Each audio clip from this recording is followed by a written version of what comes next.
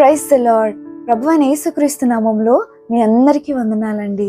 ఈరోజు దేవుడు మనతో మాట్లాడుచున్న మాటను మనం అందరం కూడా శ్రద్ధగా ధ్యానించుకుందాము. మరి దేవుని యొక్క చిత్తానుసారంగా నడవడం కొన్నిసార్లు మనకు చాలా ఇబ్బందికరంగా ఉంటుంది. ఎందుకంటే దేవుడు కొన్ని మార్గాల ద్వారా మనల్ని నడిపించినప్పుడు, ప్రభు ఏంటి ప్రభు ఈ యొక్క మార్గం ద్వారా నన్ను నడిపిస్తున్నావు, నేను వెళ్ళను అని చెప్పి మనము ఆయన యొక్క చిత్తానికి మనము విధేయత చూపించకుండా, ఆయన యొక్క చిత్తానికి లోబడకుండా మనము ఆయన చిత్తానికి వ్యతిరేకంగా చేస్తూ ఉంటాము. మానవులుగా ఉన్న మనకు అన్నిసార్లు ఆయన యొక్క చిత్తాన్ని మనం పాటించడానికి చాలా కష్టతరంగా ఉంటుంది. కానీ మనము దేవుని నమ్ముకున్న బిడలమండి. ఆయన యొక్క చిత్తానుసారంగా వెళ్తే మన యొక్క లైఫ్ ఎలా ఉంటుంది, ఆయన యొక్క చిత్తానుసారంగా వెళ్ళకపోతే మన యొక్క లైఫ్ ఎలా ఉంటుందో మనకి ఐడియా ఉంటుంది కదండి. మరి బైబిల్లో ఒక వ్యక్తిని కనుక మనం చూసినట్లయితే యోనాను మనం చూసినట్లయితే, మరి యోనా దేవుని యొక్క ప్రవక్త. అయితే మరి దేవుడు యోనాకి ఏదైతే కమాండ్ చేశాడో, ఏదైతే ఆజ్ఞాపించాడో, హీ హ్యాస్ టు డూ, అది అతను చేయాలి.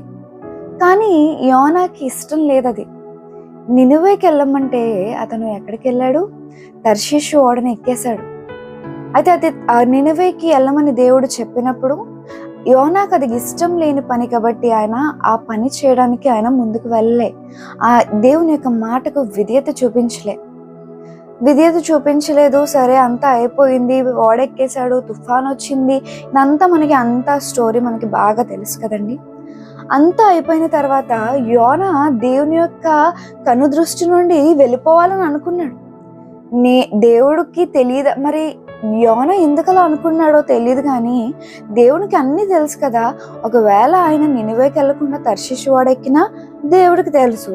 దేవుడు అన్నీ ఎరిగిన దేవుడు.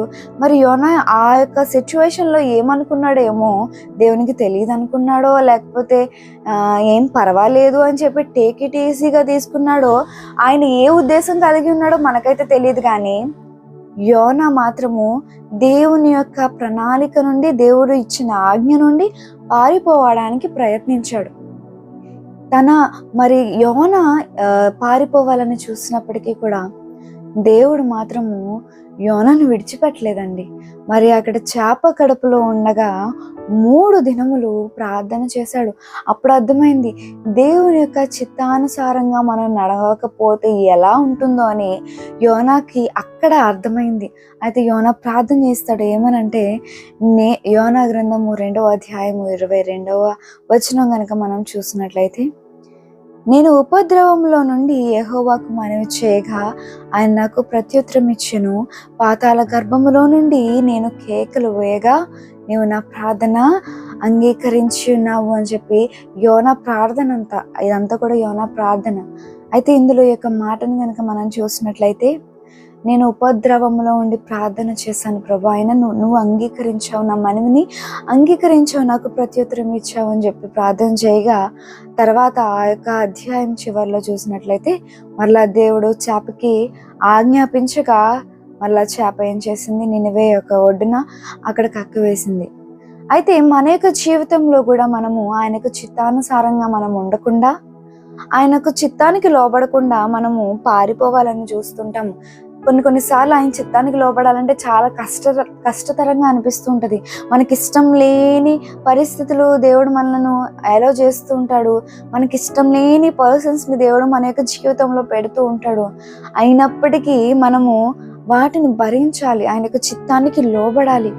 ఓకే లార్డ్, నువ్వు నా పట్ల ఈ యొక్క చిత్తాన్ని నువ్వు కలిగి ఉన్నావు కదా, ఓకే నేను ఒబే చేస్తున్నాను, నేను దానికి లోబడి ఉంటాను ప్రభు అని ఎప్పుడైతే మనం లోబడతామో ఖచ్చితంగా మన యొక్క లైఫ్లో ఆయనతో ఉన్న కనెక్షన్ మనం పోగొట్టుకోము. ఎప్పుడైతే మనం ఆయన యొక్క చిత్తానికి లోబడమో ఖచ్చితంగా ఆయనతో ఉన్న కనెక్షన్ మనకి పోతుందండి. మరి యోనా ఆ యొక్క ఉపద్రవంలో ఉన్నాడు, చేప కడుపులో ఉన్నాడు, ఆయనతో కనెక్షన్ కట్ అయింది. ఆయనతోనే కాదు, ఈ యొక్క లోకంతో కూడా కనెక్షన్ కట్ అయింది. ఏమవుతుందో, నా యొక్క పరిస్థితి ఏమవుతుందో తెలియని పరిస్థితిలోనికి యోనా వెళ్ళాడు. మరి అటువంటి పరిస్థితుల్లోనికి మనం వెళ్ళొద్దు. My dear brothers and sisters, మరి మీరు ఎటువంటి పరిస్థితుల్లో ఉన్నారో నాకు తెలియదు. ఆయనకు చిత్తానికి లోబడకుండా మనము ఏ పని ప్రారంభించిన ఏ పని చేసినప్పటికీ కూడా అది సక్సెస్ అవ్వదు. ఆయనకు చిత్తానికి లోబడి మనం ఎప్పుడైతే చేస్తామో ఖచ్చితంగా అన్నీ కూడా సక్సెస్ అవుతాయి. మరి ఆయనకు చిత్తానికి లోబడకుండా ఉంటే అన్ని ఇబ్బందులే కలుగుతాయి, అన్ని శోధనలు ఎదురవుతూ ఉంటాయి, అన్ని కష్టాలే ఎదురవుతూ ఉంటాయి. మరి మీ జీవితంలో అటువంటి కష్టాలు మీరు రుచి చూస్తున్నారేమో, ఆయనతో ఉన్న సంబంధాన్ని పోగొట్టుకొని ఉన్నారేమో, మరి ఆయనతో ఉన్న కనెక్షన్, మరి ప్రతి దినము ఆయనతో ఉన్న సత్సంబంధాన్ని మనం ప్రతి దినము కలిగి ఉన్న మనము ఆయనకు చిత్తానికి లోబడకుండా ఉంటే ఆయనతో ఉన్న కనెక్షన్ మనం కట్ అయిపోతూ ఉంటుంది. అటువంటి కనెక్షన్ కట్ అయిపోయిందేమో ఒక్కసారి మనల్ని మనము చెక్ చేసుకుందాము. మరి మనలను మనం చెక్ చేసుకొని ఆయనకు చిత్తానికి మనము లోబడదాము. ఈ యొక్క వాక్యం దేవుడు మనందరి జీవితంలో నెరవేర్చునుగాక. ఆమేన్. అందరూ తల వంచినట్లయితే ప్రార్థన చేసుకుందామండి. సర్వోన్నతుడా, సర్వసృష్టికి కారణభూతుడా యేసయ్య నీకే వందనాలు.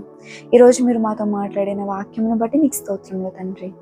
దేవా, మరి తండ్రి నీకు చిత్తానికి మేము లోబడే జీవితాలు మాకు దయచేయమని అడుగుచు, ఈ యొక్క వాక్యం వింటున్న ప్రతి ఒక్కరిని నీవే దీవించి ఆశీర్వదించమని ఈ ప్రార్థన యేసుక్రీస్తు ఘనమైన నామములో ప్రార్థించి అడిగి వేడుకొనిచున్నాం తండ్రి. Amen. God bless you. Have a blessed day.